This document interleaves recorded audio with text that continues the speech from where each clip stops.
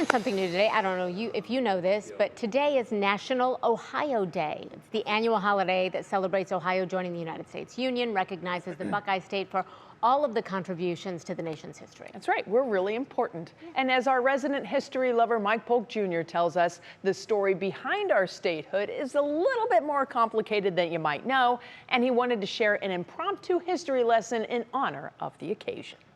Hey, happy National Ohio Day, everyone.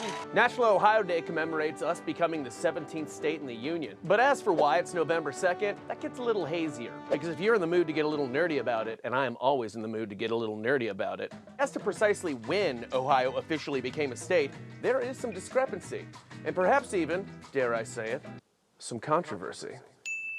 It's true that it was the month of November in 1802 when a group of people from the Northwest Territory, which was all of this back then, met in Chillicothe, our state's first capital, to form a constitution and a state government. But they didn't actually send their petition for admittance to the Union until November 29th, which is not November 2nd. Congress then approved Ohio's petition for statehood on February 19th, 1803, also not November 2nd. And although that act of Congress officially made Ohio a state, they decided not to celebrate it until March 1st.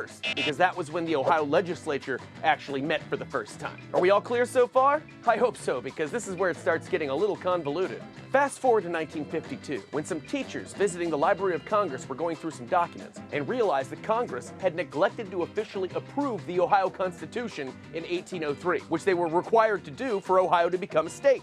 It was an oversight, a technicality, but it was at least considered a big enough deal at the time that Congress felt the need to pass real legislation on August 7th, 1953, officially granting statehood to Ohio once and for all. In reality, it doesn't mean a whole lot, other than it turns out we're the 48th state in the Union and only have seniority over Alaska and Hawaii, those two drifters. What it comes down to is some guys back in 1803 forgot to cross their T's and dot their I's, and I can't begrudge them that. They were using chamber pots and living off raccoon meat.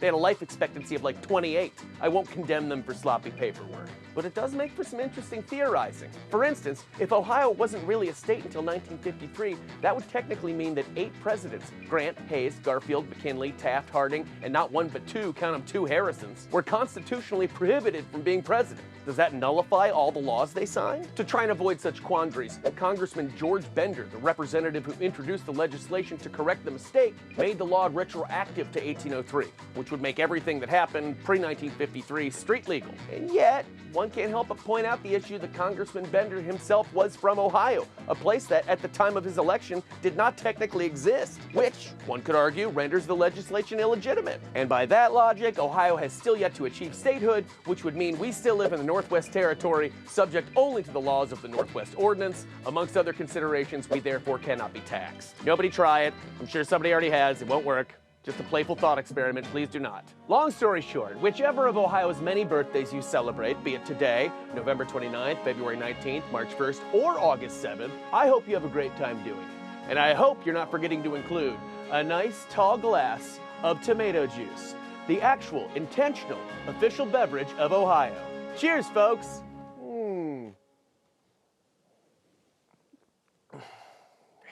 We cannot do anything right. He can't get into it, unfortunately. I can only imagine the Ohio history teachers at middle schools across Northeast Ohio and beyond suddenly having a twitch because they are like, wait, what? It's all blown up. They need to play that in their classroom.